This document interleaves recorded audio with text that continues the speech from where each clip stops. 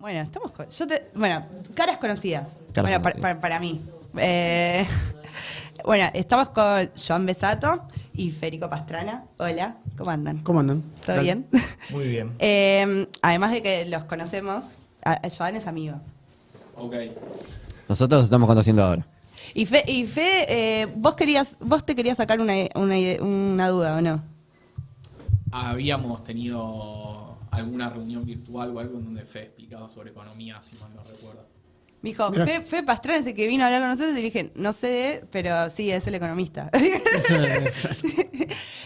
Bueno, ellos escribieron una publicación que se llama Los ingresos populares en un régimen de alta inflación para el Centro de Investigación y Diseño de Políticas Públicas Fundar, ¿no? Junto a Sebastián Echemendi también. Así es.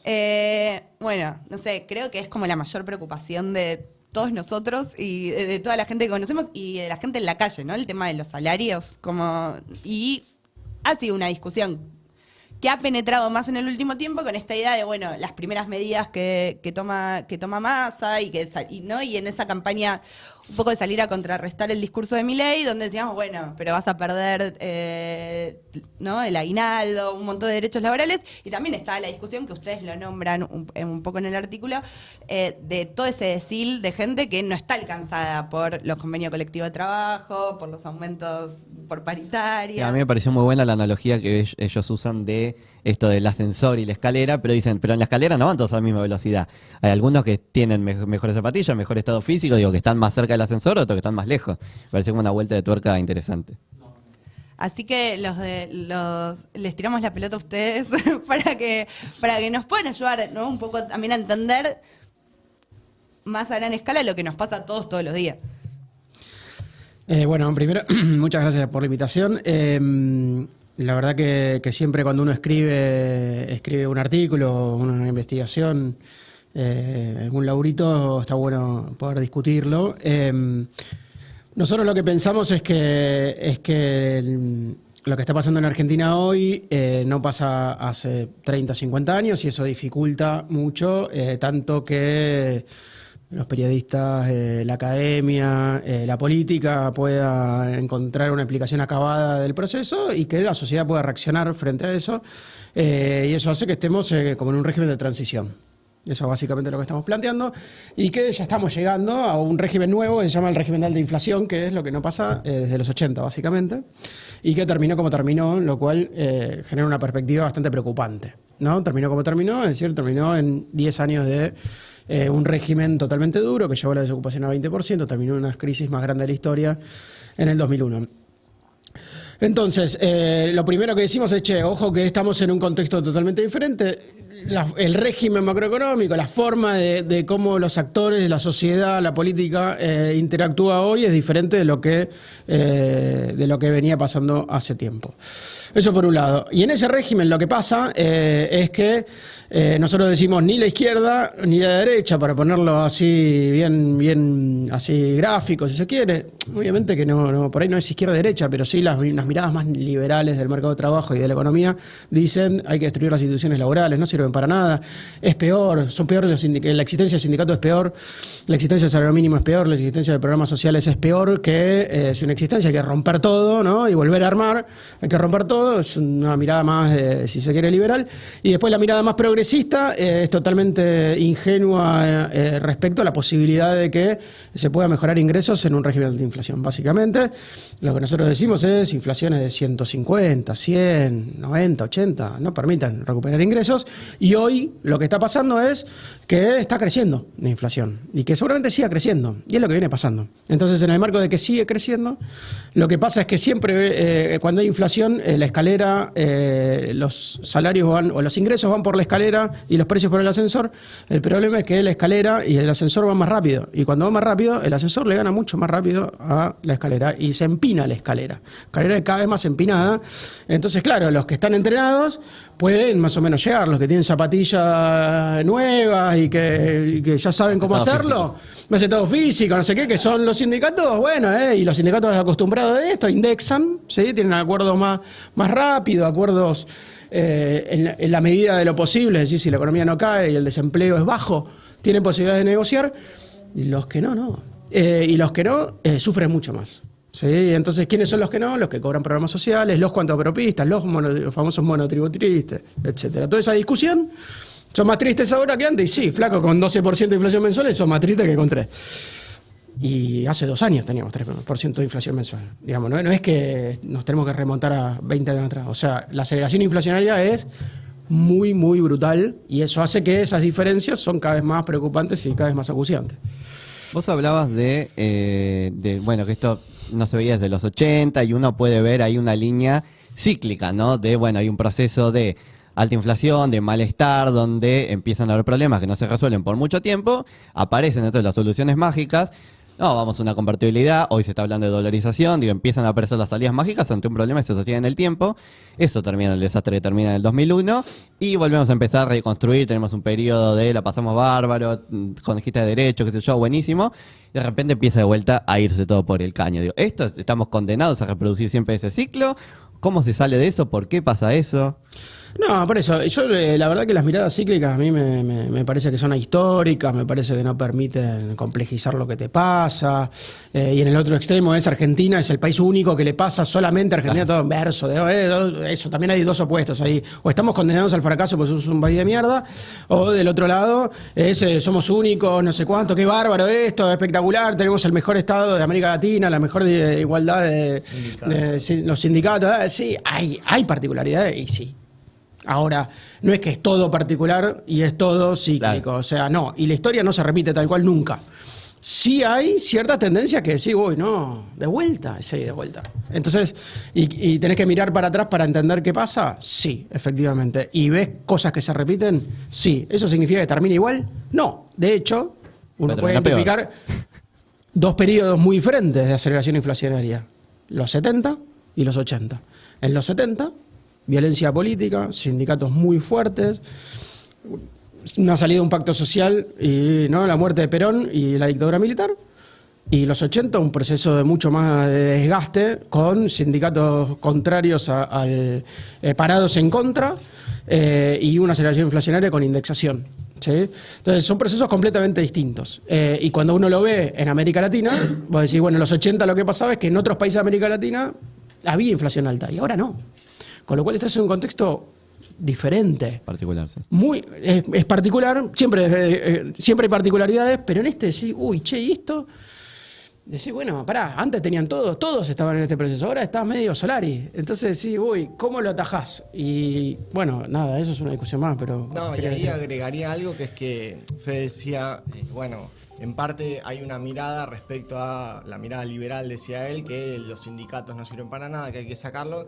También nosotros en parte intentamos del documento discutir la mirada que nosotros identificamos más progresista, que tiene que ver con que pensar que, si hay una voluntad política que empuje a esos sindicatos a defender los salarios frente a la inflación, si hay voluntad política se puede lograr esa equiparación. Y la verdad es que lo que vemos es que efectivamente en un régimen de aceleración inflacionaria como el que estamos, por más voluntad política que haya, por más rápido que corran los sindicatos, que además decimos y lo señalamos en el documento, es una porción de los trabajadores, una porción significativa, pero es una porción. Después hay un montón de otros colectivos de trabajadores que efectivamente no tienen esa posibilidad, pero además, por más rápido que corran por la escalera, en la medida que la inflación se va acelerando, tampoco llegan. Entonces, hay algo ahí que clarificar dentro de este lado progresista del debate en torno a los salarios, a la inflación, que es importante. Ahí Fede, lo señalo yo porque yo no estaba en ese documento, Fede y Sebastián Echemendi hace 2 años habían escrito un documento también para Fundar, donde antes de que la inflación se acelere como está ahora, recomendaban avanzar hacia un proceso de coordinación salarial en el marco de un programa macroeconómico de estabilización más general, pero donde la coordinación salarial y la negociación de ingresos, la determinación de ingresos era una pata importante. Bueno, no sé si vale la Pasaron pena cosas. agregar mucho más. Pero... Ouch. Y en esto que ustedes ven, que vemos todos, quedan, ¿no? Como a un costado todos los monotributistas, ¿no? O hasta los que ni son monotributistas y tienen... Los changuistas. Los changuistas. Sí, claro.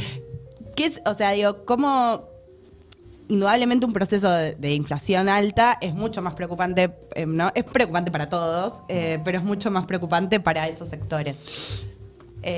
No, ahí vemos claramente que ese colectivo de trabajadores, que nosotros denominamos por ahí en el informe los no asalariados en su mayoría, porque los informales asalariados, o sea, los que tienen un trabajo con un jefe claro, en parte obviamente están dañados también. Nosotros ahí discutimos algo metodológico de un dato que se da siempre, que es el índice de salario de los trabajadores no registrados. Ahí, bueno, hacemos unos aportes metodológicos para salvaguardar un poco ese indicador, porque tiene algunos problemas en la actualidad, sobre todo con la aceleración inflacionaria.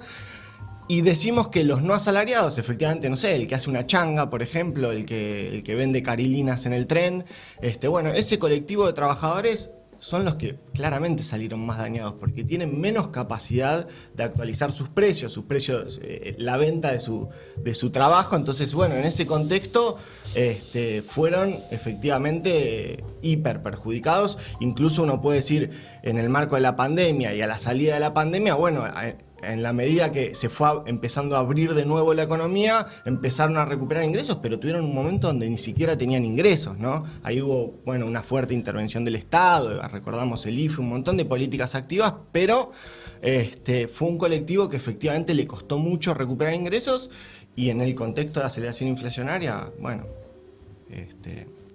nada.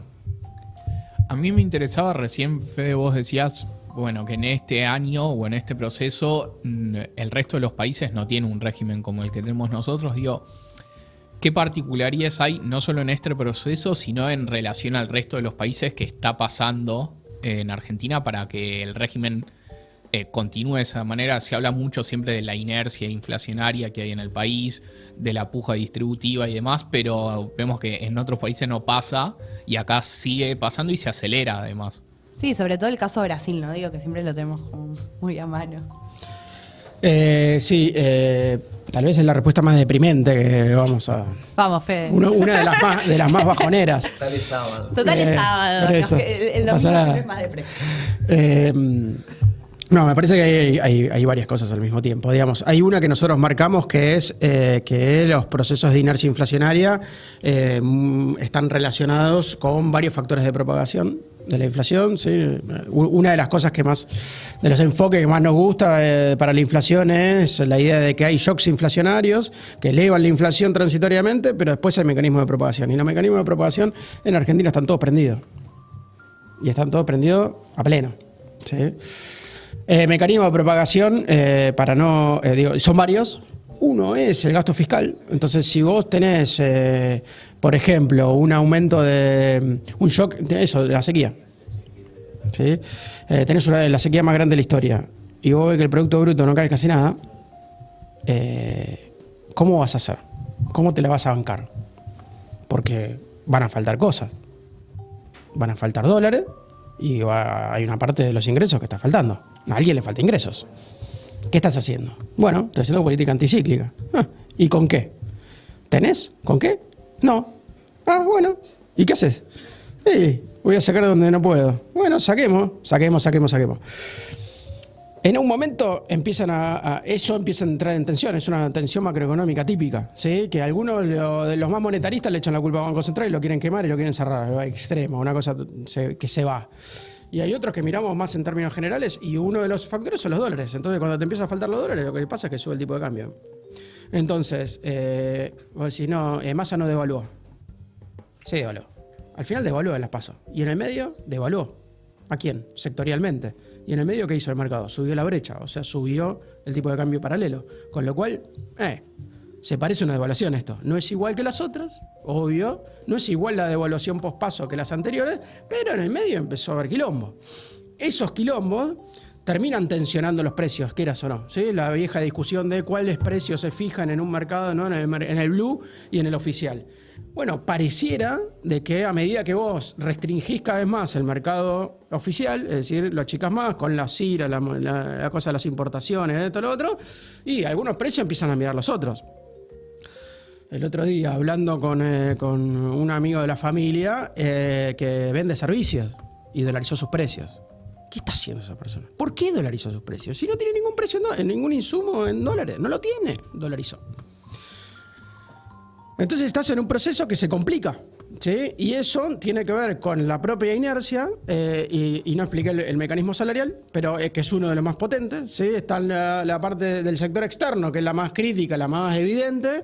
Después tenés el gasto fiscal, es otro, que más obviamente lo intentó anclar, lo ancló bastante y justamente uno generó algunos problemas, distributivos por ejemplo. Y el otro es el mecanismo salarial, en donde la carrera es inevitable, salvo que caiga el salario real. Y para que caiga el salario real, vos no podés pedir que caiga el salario real 8 puntos sin ningún tipo de perspectiva. Entonces, si no, vos quédate tranquilo. Yo acelero la inflación a 120% y vos seguís ajustando al 80%. ¿Estás loco, flaco? ¿Me estás liquidando? ¿Qué hacemos? No, déjame ir a 120. Entonces, ¿qué pasa? Bueno, anda a 120. Y después vas a 150. Bueno, porque hay un shock y te lleva a 150. No, vamos a 150. ¿Y qué pasa? Claro, los asalariados se protegen, lo cual es lógico. Es lógico, porque si no es una caída de salario real terrible, con un impacto en el bienestar terrible. Ese es el principal mecanismo de ajuste a la familia. Entonces convalida. Y después las empresas se dan vuelta y dicen, che, acá yo digo un aumento de 120 del salario nominal, yo voy a aumentar 120. Y si el dólar sube 180, empecé un poquito más, porque siempre yo veo que el dólar sube y se generan mecanismos informales de indexación, lo llamamos, y algunos de dolarización. Cuando se empieza a dolarizar todo, agárrate. Ese es el peor cambio de régimen, cuando se empiezan a dolarizar todos los precios. Entonces, esas son las principales alertas. Pero antes de la dolarización, que es el proceso del peor de todos, que es la previa a la hiperinflación, hay un proceso de indexación cada vez más grande, que es este que estamos viviendo, en donde hay una inercia muy grande, todos se ajustan con lo que pasó, algunos se adelantan y los que se adelantan pegan un shock y eso, tarde o temprano, empieza a propagarse. ¿Sí? Entonces es como que vos estás encerrado, justamente el régimen de alta inflación es que vos estás encerrado en una cosa que no entendés y que decís quiero salir de acá y querés salir con una medida, otra medida y no salís, te metés. Entonces si vos ajustás el gasto fiscal, terminás perjudicando a los más pobres. Si clavas el salario, terminás perjudicando el salario real. Si clavas el tipo de cambio, apreciás el tipo de cambio y terminás devaluando. Más grande, o sea, más intensamente. Entonces, ¿cómo salís de esto? Esa es la siguiente pregunta. ¿Cómo salís de esto? No, yo coincido en esto que decís vos, que se empiezan a dolarizar, que empiezan cosas que antes no lo estaban, empiezan a aparecer más en dólares, cosas que aparte no deberían estarlo, servicios, o muchas veces se lo he escuchado a Massa decir, bueno, este aumento de, no sé, cuando hablan de congelamiento de precios, por ejemplo, no deberían aumentar los precios más allá de la inflación porque no tienen ningún insumo que importar, entonces el dólar no debería pesar en sus... después cuando habló con los trabajadores dijo, no me vayan a comprar dólares, digo, todas esas cosas terminan pasando siempre. O sea, aumenta el dólar, aumentan los precios, la gente aumenta sus ingresos y va a comprar dólares. Digo, hay una tendencia hacia la dolarización de un montón de precios que no deberían estarlo y que cada vez son más en vez de menos. Digo, el problema que estamos teniendo con los alquileres, que ya hace rato aparecían departamentos para comprar en dólares, ya era algo totalmente instalado, pero ahora para alquilar. Y cada vez más, digo, ya ahora te cuesta encontrar un departamento en pesos para alquilar, digo, cosas insólitas, digo. ¿Cómo salís de ese ciclo? ¿Cómo empezás a despegarte del dólar? Sí, me agarro en eso que decía Agus, ¿no? Como esta idea de que querés alquilar y hasta, bueno, lo venimos diciendo hace un montón, que ya no es el semipiso en Puerto Madero lo que está dolarizado, que igual vos no ibas a ir por eso, es el monoambiente en Flores. Sarasa, Sarasa, un monoambiente normal en Almagro. O esto, no sé, te querés ir de vacaciones o un fin de semana largo y escribís por una excursión y te dicen y te mandan el precio en dólares. Y Mar del Plata aparte, claro, no te digo irte a Europa. Claro, y vos escribís y decís, bueno, pero es el dólar oficial o el dólar blue. Digo, cosas a las que la gente accede, digamos. No vas al supermercado y te dicen...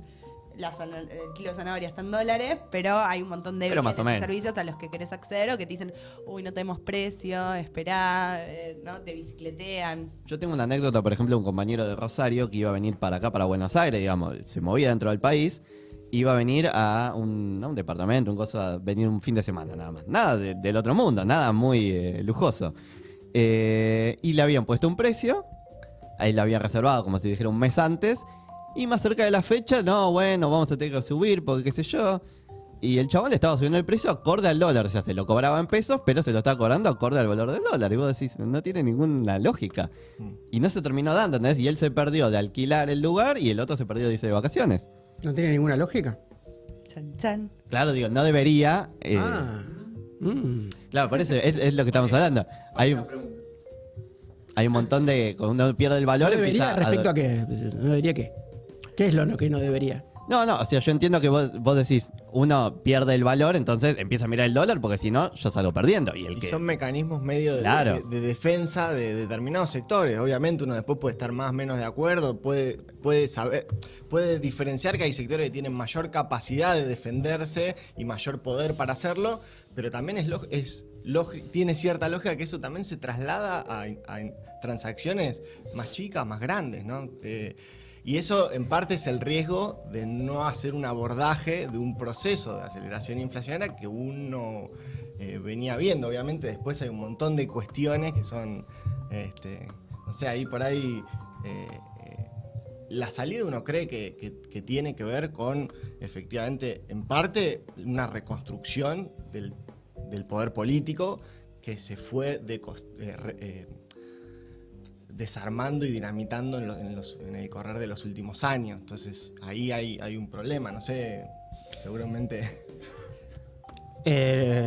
Yo creo que hubo una subestimación del proceso inflacionario enorme por parte de la política, ni siquiera uno, porque no es el ministro de Economía el que subestima un proceso de esta magnitud.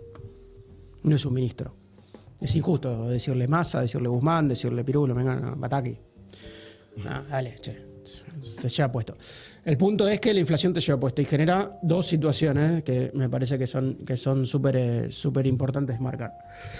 La primera es la injusticia. Vos hablás en términos morales y la verdad que la economía y la moral no se llevan. La verdad, lamentablemente, no se llevan. Hay momentos que se llevan más y momentos que se llevan menos. Hay momentos en donde la economía acompaña lo que debería pasar o lo que cree que pase, y hay momentos en que no. Y cuando acelera la inflación es cuando no. Cuando menos acompaña lo que debería pasar. Y la idea de que debería suceder es que vos estás pensando en otros términos, en los términos anteriores. Claro. Pero por ahí lo que debería pasar ahora es, pará. ¿Vos me estás diciendo que yo te tengo que alquilar una cosa? ¿A vos? Yo te voy a prestar una cosa, te voy a prestar mi celu. ¿Cuánto me vas a pagar? No, yo te voy a pagar ahora lo que vale ahora. Buenísimo. ¿Y en 6 meses cuánto me vas a pagar? ¿Lo que vale ahora? Estás loco, flaco. Aumentame en 6 meses, los precios van a ser otros, aumentame en 6 meses. Buenísimo. Che, ¿cuánto aumentó de acá a 6 meses? No, 20%. Ok, me perdí 20% en el periodo de acá a 6 meses. ¿Estamos de acuerdo? Listo. Che, va a aumentar 80. ¿Qué es lo que está pasando ahora? ¿80? ¿Me perdí 80 entre hoy y 6 meses? Ni en pedo te lo presto. No, pará, voy a esperar. ¿Por qué? Porque prefiero decirte y cagarte, como contaste vos, que te lo cagó. Digo, no te presto. Al final te decía que no, al final no, te vuelvo la plata. Esa plata que le devolvió, primero, se perdió 12% a ganar entre el mes y encima un 80%. Si vos no me dejas aumentar 80% en 6 meses, estoy perdiendo un montón de plata. No me conviene. Prefiero esperar y hacer ¿qué? Romper el contrato. Entonces, cuando hay aceleración inflacionaria, lo que pasa es que, uno, se genera mucha injusticia, sobre todo como todos estamos pensando, lo que decía al comienzo, todos pensamos con inflaciones bajas, con la cabeza en una inflación baja o moderada, en donde más o menos la cosa se acomoda. Sí, que tenés previsibilidad. Que tenés previsibilidad, que no tenés que ajustar todo el tiempo, que bueno, que yo te digo una cosa y en 3 meses estamos más o menos en la misma, y la verdad que no. Es decir, vos decís, che, lo justo sería que vos cumplas lo que dijiste. Bueno, pues si yo lo que dije estaba con estas condiciones, me cambiaron las condiciones, te voy a cambiar. Bueno, es lo que está pasando. No es lo mismo negociar un contrato que implica plata con 6 meses de inflación que con 12. 6 a 12, ¿sabes cuánto tardó? 2 meses en pasar de 6 a 12. Pará, ¿de qué estamos hablando? No, bueno, cambió todo. Entonces, hay una cuestión que es la injusticia, ¿sí? Lo injusto. El cambio en la distribución, que es lo que decíamos antes, ¿sí? Esto. Che, ¿y quién se puede proteger más de la inflación? No, bueno, ¿quién se puede proteger? Un inquilino que tiene que estar negociando todo el tiempo con el tipo que lo aprieta para que se vaya, porque ahora cambia esto, se cumplen los 3 años, 2 años, pim, tenés que cambiar y ahora te voy a aumentar 250. ¿Por qué? Porque no te aumenté un carajo, en 3 años son 250 me da. Y por ahí le da, 250 te tiene que aumentar. Pues se me estás liquidando. Ese inquilino no tiene posibilidad de defenderse en absolutamente nada. Comparado con un chabón que compra bonos indexados y que todo el tiempo elige si comprar bonos indexados o bonos en dólares. ¿Quién gana? ¿Quién se puede proteger más? ¿Quién se puede proteger? ¿Un monotributista que vende o un chabón que vende pañuelos acá en la esquina? ¿O un asalariado que está organizado y que tiene ámbito de negociación permanente y que puede levantar la mano diciendo, che, para, esto se fue al carajo, aumentame 6 puntos más? Claramente, ¿sí? Los sindicalizados o los asalariados registrados que su salario aumenta gracias a la negociación del sindicato, que no es lo mismo, ¿no? Acá en Argentina eso es clave. Los aumentos sectoriales se dan en una mesa en donde está el sindicato, pero uno tiene que estar sindicalizado para tener el aumento. Ojo, porque en otros países es distinto. Entonces, cuando discutimos el modelo laboral argentino, hay que discutir esas cosas. Hay que marcarlas, porque si no, pareciera que, claro, acá como Barrio Nuevo es una entrevista, los sindicatos son entrevistas. Pará, flaco. Pero vos tenés todo, aumento todos los meses, ¿viste? En tu salario, cuando cobras, sos relación de dependencia. ¿Y quién negoció eso? Cavalieri lo negoció. ¿No te gusta? ¿Viste, Anel? No te gusta. Pero sacó 8% mensual. ¿Te gusta el 8% mensual? ¿Te parece bien? Lo negoció Cavalieri. Ese tipo negoció salario por vos. ¿Y entonces? ¿De qué estamos hablando? Ahí hay un punto importante. Para mí, la cuestión de la injusticia y lo que debería o no debería es lo que se empieza a romper con la cuestión de la rotura de contratos de lo que estaba antes, ¿sí? Y la cuestión de la injusticia y la lo que debería. negociación salarial también se da, lo vemos claramente. O sea, había acuerdos que se firmaban con un año y arreglabas ahora hay revisión arreglabas aumentos en el 3 medio meses. y ahora de golpe decís, no, che, pará, yo te dije aumentos en 3 meses durante el año, bueno, no, al final quiero 6 meses en el año. Y efectivamente pasó, hubo rotura de contratos. Che, en base a esto les pregunto también, ¿no? Como que uno un poco entiende cómo pega, por qué puede pegar bien, ¿no? O puede resultar interesante para un sector de la sociedad la propuesta de Milei de dolarización, ¿no? Digo, con esto que venimos hablando de la importancia que cobra el dólar y cómo estamos mirando el dólar todo el tiempo. Pero quizás ahí también, por lo menos a mí me resulta más extraño, en base también a lo que ustedes decían, ¿no? Que hay un sector de los trabajadores asalariados que están en mejores condiciones en ¿no? en este contexto de alta inflación porque tienen sindicatos fuertes, ¿no? Pero también estamos discutiendo la reforma laboral, ¿no? Y un montón de gente que dice, bueno, no, se habla mucho, ¿no? De como los sindicatos mala palabra, queremos, ¿no? Y como una revalorización también de esta idea del que trabaja por su cuenta, del cuentapropista, bueno, sí, no es por ser monotributista o no, pero con esta idea de que vos definís tus tiempos, ¿no? No sé, ¿por qué creen que se da esta situación un poco que podríamos pensar a veces dicotómica en ese sentido? Porque el desempleo es 6%. Claro. Todos tenemos laburo. Muchísima gente tiene laburo. Pero cobra poco. Y no aumenta el salario. A veces cae, pero sigue laburando. ¿Es bueno o malo eso? ¿Estás satisfecho con tu situación? Ni en pedo. Estás cada vez peor. Tenés laburo. ¿Hace cuánto no aumentó el desempleo a 20%? ¿Cuándo fue la última vez que el desempleo estuvo en 20 puntos? En el 2001, hace 22 años. ¿Vos le vas a pedir a un pibe de 20 años que sepa esto? ¿Que lo viva? ¿Le vas a pedir uno que 25, de 28, de 30? Si no vivió la crisis del 2001. ¿Hace cuánto el desempleo no está en esos niveles y genera una crisis violenta en términos de ingresos? Pero, en serio, en el sentido de, che, no tengo posibilidad de tener los ingresos. Entonces, el hecho de estar tan lejos de una crisis de desempleo, ¿sí? De estar en una situación que es lo que estábamos contando, en donde es como que se va desencadenando una crisis que va golpeando de a poco, pero no salís, te genera una situación de plena insatisfacción, de odio a la moneda. Odias tu moneda. Basta esta mierda de los pesos, no valen nada. ¿Qué es esta cosa? Este gobierno, ¿quién es el culpable de la moneda? El gobierno. Siempre, en todo tiempo y lugar. Entonces, si los pesos, los billetes que vos tenés en la mano valen cada vez menos y vos te estás rompiendo el tuje para ir y laburar todos los días y esa cosa vale menos, es culpa del gobierno y vos querés que eso se termine. porque estás cobrando cada vez menos, porque están más caros los alquileres, porque cuando vas a comprarle los tomates no sabes cuánto están, y la banana está 1.600 mangos. ¿Qué es esto? Salgamos de esto, te dicen, ¿entendés? Ahora, el tipo va y vende Carolina. Y vende las Carolinas, saca cada vez menos, pero algo saca. Y por ahí tiene su familia, sus hijos cobran la asignación universal, su pareja tiene el potencial, esa persona por ahí también tiene el potencial, y está ahí, al borde.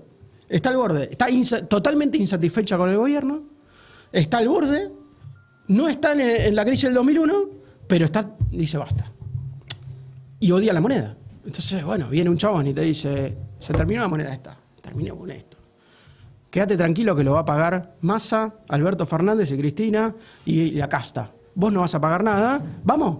Y dice, sí, da, al fin, mira algo. Y está igual de enojado que vos, listo, boludo, es este.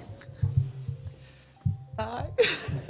Yo tengo una última Hay que explicar por qué mide 38 puntos, ¿no? Sí, Digamos, sí, me parece bien. No lo quiero deprimir, pero hay que explicar por qué mide 38 puntos este tipo, digamos. Y bueno, es un poco eso para mí. Una última pregunta, al menos por mi parte, volviendo al tema de los ingresos y un poco las medidas que fue comunicando Massa, tema devolución del IVA, tema impuesto a las ganancias.